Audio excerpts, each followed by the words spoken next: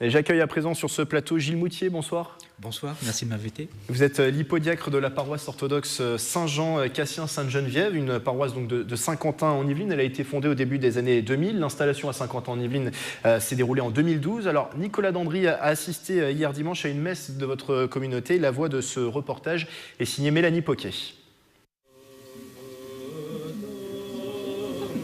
Le corps et le sang du Christ ne font qu'un, une communion donnée à la cuillère.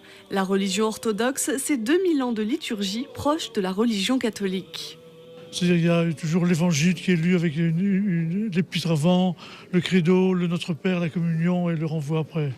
Il y a eu des petits changements quand même. Je pense qu'au tout début, la liturgie était plus courte que ça, mais sans doute par piété, par souci de mieux prier. Au fil des siècles, il y a des choses qui ont été rajoutées en plus, il fait que la liturgie est longue. Des messes en français et en roumain, la création de cette paroisse répond aux demandes des pratiquants. Présente depuis 6 ans sur Saint-Quentin en Yvelines, ces messes dominicales rassemblent une cinquantaine de fidèles réguliers. On est bien ensemble déjà, pour commencer, on se soutient. Et on soutient aussi les autres. Et aussi on respecte les autres. C'est le respect, si vous voulez. J'étais catholique. Donc j'ai été baptisé catholique, j'ai fait mon catéchisme, etc. Donc j'ai été communié. Donc je suis venu à l'orthodoxie pour pouvoir me marier avec ma femme qui est russe. Dans la forme, il y a beaucoup de différences. Il y a notamment une sorte de rigueur qui est en fait un petit peu perdue en fait dans le catholicisme. Donc beaucoup de règles en fait à suivre. Une messe terminée ce dimanche par la chorale des Saint-Archanges, une chorale roumaine parisienne, une vingtaine de chanteurs pour partager des airs populaires.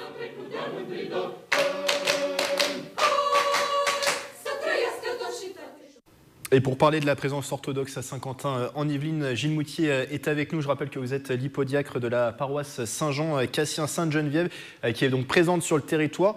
Vous êtes également, et c'est votre activité professionnelle, physicien nucléaire. Oui. La religion et les sciences peuvent tout à fait aller ensemble. Écoutez, j'en suis l'illustration et je pense que je ne suis pas la seule illustration. Je connais un certain nombre de personnes qui ont effectivement des professions dans le domaine de la recherche, des sciences dites dures. Et ça n'est absolument pas incompatible.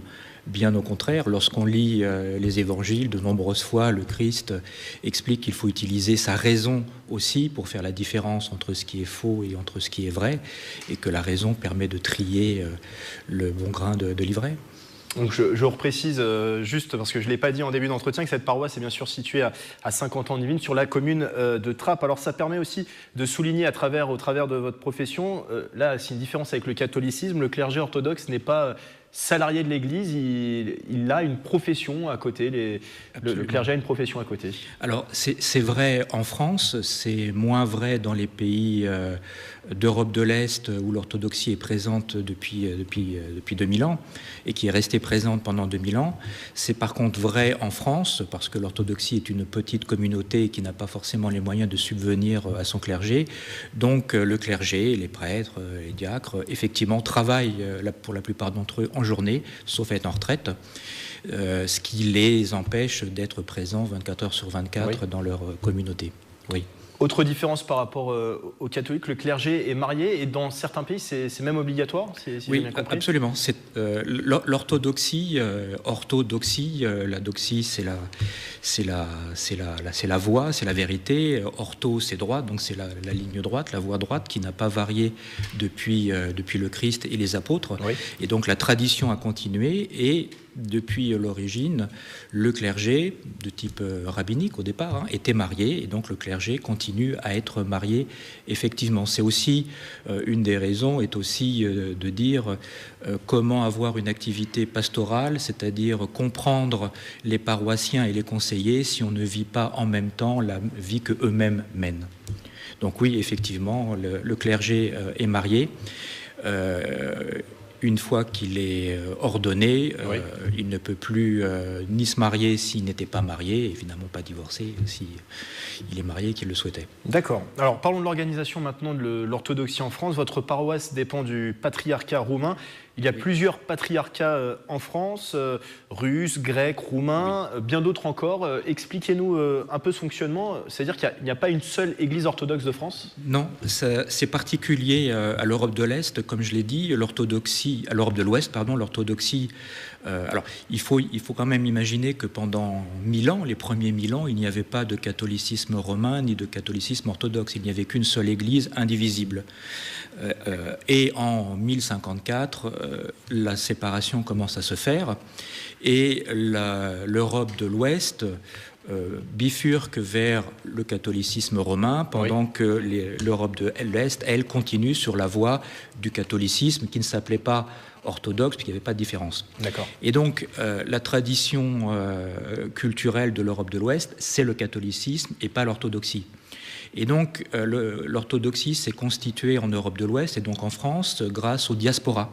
Donc, la première diaspora, ce sont les Russes lors de la Révolution de 1917, puis ensuite divers diasporas des divers pays de l'Est, Roumanie, Bulgarie, Grèce, etc.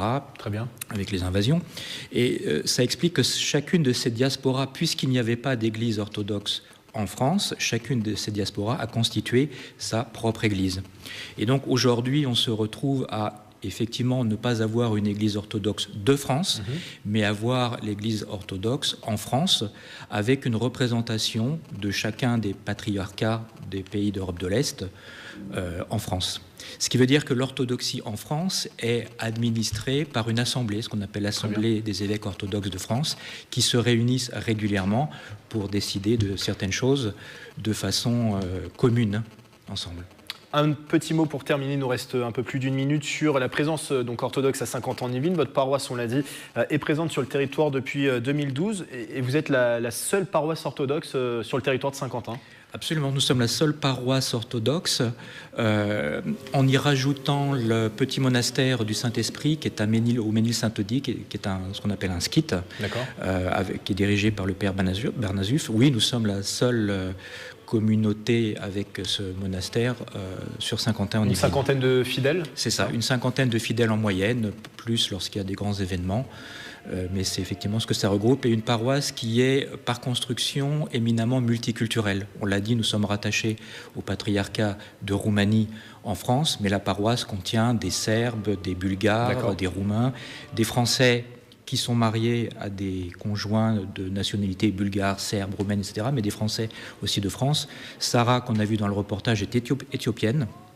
Et ce qui nous réunit, c'est la pratique de l'orthodoxie dans la langue commune qui est le français. Est-ce que depuis 2012, il y a des nouveaux fidèles qui sont arrivés ? Absolument. Oui, nous grossissons. Eh ben, merci d'avoir été avec nous, Gilles Moutier, hypodiacre de la paroisse Saint-Jean Cassien Sainte-Geneviève, qui est présente donc à Saint-Quentin en Yvelines, on le rappelle, depuis 2012. Et vous pouvez retrouver plus d'informations sur la paroisse sur le site internet qui s'affiche en bas de l'écran. Le sport, un mot de